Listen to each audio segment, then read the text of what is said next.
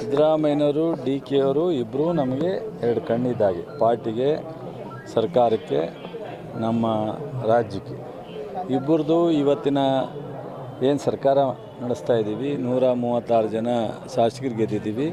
ನಮ್ಮ AICC ಲೀಡರ್ಗಳು ನಾಯಕತ್ವಕ್ಕೆ ಜೊತೆಗೆ ನಮ್ಮ ಪಕ್ಷದ ಕಾರ್ಯಕರ್ತರ ಜೊತೆಗೆ ಗೆದ್ದಿರ್ತಕ್ಕಂಥ ಶಾಸಕರ ಶ್ರಮದ ಜೊತೆಗೆ ಇವರಿಬ್ಬರದ ಕೊಡುಗೆ ಅಪಾರವಾದದ್ದು. ಹಾಗಾಗಿ ಇವರಿಬ್ಬರ ಬಗ್ಗೆ ಪಕ್ಷ ಯಾರನ್ನು ಯಾವ ಸಂದರ್ಭದಲ್ಲಿ ಏನು ಮಾಡಬೇಕು ಅನ್ನೋದು ನಮ್ಮ ಕಾಂಗ್ರೆಸ್ ಪಕ್ಷಕ್ಕೆ ಒಂದು ಅವರದೇ ಆದಂಥ ಒಂದು ಸಿದ್ಧಾಂತಗಳಿದೆ, ಮಾಡಿದ್ದೇವೆ. ಏನಾಗುತ್ತೆ, ಮಾಧ್ಯಮದವ್ರಿಗೂ ವಿರೋಧ ಪಕ್ಷರು ಅನೇಕ ವಿಚಾರಗಳನ್ನ ಕೊಟ್ಟಾಗ ನೀವು ಸಹ ಮಾಡಬೇಕಾಗತ್ತೆ, ಅದನ್ನು ವಿತರಣೆ ಮಾಡಿದ್ದೀರಿ ಅಷ್ಟೇ ಬಿಟ್ಟರೆ ಅವ್ರಿಗೆ ಕೆಲಸ ಏನು ಇಲ್ವಲ್ಲ. ಅವ್ರ ಹಿಂದೆ ಏನು ಗೌರವವಾಗಿ ರಾಜ್ಯದಲ್ಲಿ ಏನು ಆಡಳಿತ ಮಾಡಿಲ್ಲ, ಮುಂದೆ ಏನು ಗುರಿ ಇಲ್ಲ.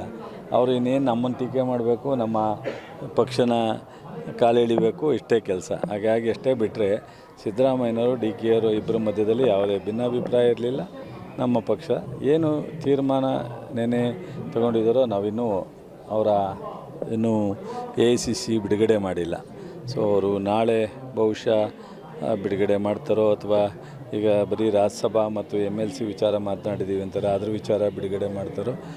ನಮ್ಮ ಪಕ್ಷದ ವರಿಷ್ಠರು ಏನು ಸಂದೇಶ ಕೊಡ್ತಾರೋ ಗೊತ್ತಿಲ್ಲ. ಇಬ್ಬರನ್ನು ಕರೆದಿದ್ರು, ಇಬ್ಬರು ಹೋಗಿದ್ದಾರೆ, ಚರ್ಚೆ ಆಗಿದೆ, ಬಂದಿದೆ. ವಿಚಾರ ಬಂದ ಮೇಲೆ ವಿಚಾರ ಏನೊಂದು ಸಿದ್ದರಾಮಯ್ಯ ಅವರು ರಾಜೀನಾಮೆ ಕೊಡ್ತಾರೆ ಅಂತ ನಿರ್ಧಾರ ಆಗಿದೆ. ನನಗೇನು ಅದು ಗೊತ್ತಿಲ್ಲ ವಿಚಾರ.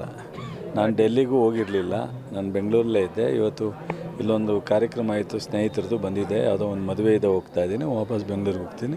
ನಮಗೆ ಇಲ್ಲಿವರೆಗೆ ರಾಜೀನಾಮೆ ವಿಚಾರನೂ ಗೊತ್ತಿಲ್ಲ ಅಥವಾ ಹೊಸ ನಾಯಕತ್ವ ಘೋಷಣೆನೂ ಗೊತ್ತಿಲ್ಲ.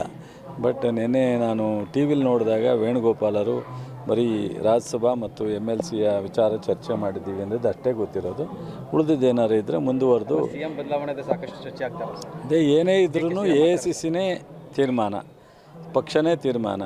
ಹಾಗಾಗಿ ಪಕ್ಷ ಏನು ತೀರ್ಮಾನ ಮಾಡ್ತಾರೆ ಅದಕ್ಕೆ ಎಲ್ಲರೂ ಭದ್ರ ಅಂತ ಸಿದ್ದರಾಮಯ್ಯನವರು ಹೇಳಿದ್ದಾರೆ, ಡಿ ಕೆನೂ ಹೇಳಿದ್ದಾರೆ, ನಮ್ಮಂಥ ಎಲ್ಲ ಶಾಸಕರು ಹೇಳ್ತೀವಿ. ಬ್ರೇಕ್ಫಾಸ್ಟ್ ಮೀಟಿಂಗ್ ಕರೆದಿದ್ದಾರೆ. ರಾಜ್ಯಸಭಾ ವಿಚಾರದಲ್ಲಿ ಚರ್ಚೆ ಮಾಡೋಕ್ಕೆ ಕರೆದವರ, MLC ವಿಚಾರದಲ್ಲಿ ಚರ್ಚೆ ಮಾಡೋಕ್ಕೆ ಕರೆದವರ ಗೊತ್ತಿಲ್ಲ.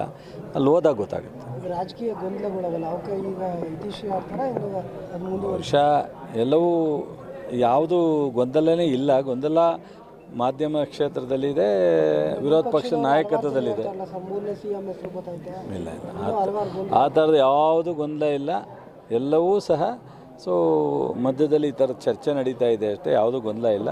ನಾಳೆ ಬ್ರೇಕ್ಫಾಸ್ಟ್ ಮೀಟಿಂಗ್ನಲ್ಲಿ ಏನು ಅದು ಯಾವ ವಿಚಾರದಲ್ಲಿ ಕರೆದಿದ್ದಾರೆ ಅನ್ನೋದು ಅಲ್ಲಿ ಹೋದಾಗಲೇ ಗೊತ್ತಾಗುತ್ತೆ. ನಿಮ್ಮ ಪ್ರಕಾರ ನಾಳೆ ಸಿದ್ದರಾಮಯ್ಯ ರಾಜೀನಾಮೆ ಕೊಡ್ತಾರೆ ಕೊಡಲ್ಲ? ನನಗೆ ಅದು ಯಾವುದೂ ವಿಚಾರ ಗೊತ್ತಿಲ್ಲ, ಅದ್ಯಾವುದು ನನಗೆ ಗಮನಕ್ಕೆ ಬಂದಿಲ್ಲ. ನನಗೆ ಗೊತ್ತಿಲ್ಲದೆ ಇರೋ ವಿಚಾರ ನಾನು ಮಾತಾಡೋದು ಎಷ್ಟು ಚೆನ್ನಾಗಿರುತ್ತೆ. CM ಸಿದ್ದರಾಮಯ್ಯ ಅವರು ರಾಜೀನಾಮೆ ಕೊಟ್ಟರೆ ಪೂರ್ವಾವಧಿ ಚುನಾವಣೆ ಬರುತ್ತೆ ಅಂತೇಳಿ ವಿಜೇಂದ್ರ ಅವರು ಹೇಳ್ತಾರೆ.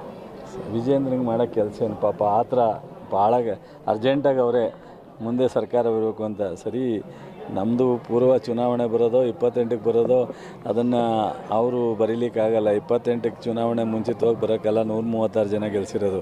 ಬಟ್ ಅವ್ರ ಪಕ್ಷದಲ್ಲಿ ಮೊದಲು ಸರ್ ಮಾಡ್ಕೊಳ್ಳೋಕೆ ಹೇಳಿ ಚುನಾವಣೆಗೆ ಹೋಗೋದಕ್ಕಿಂತ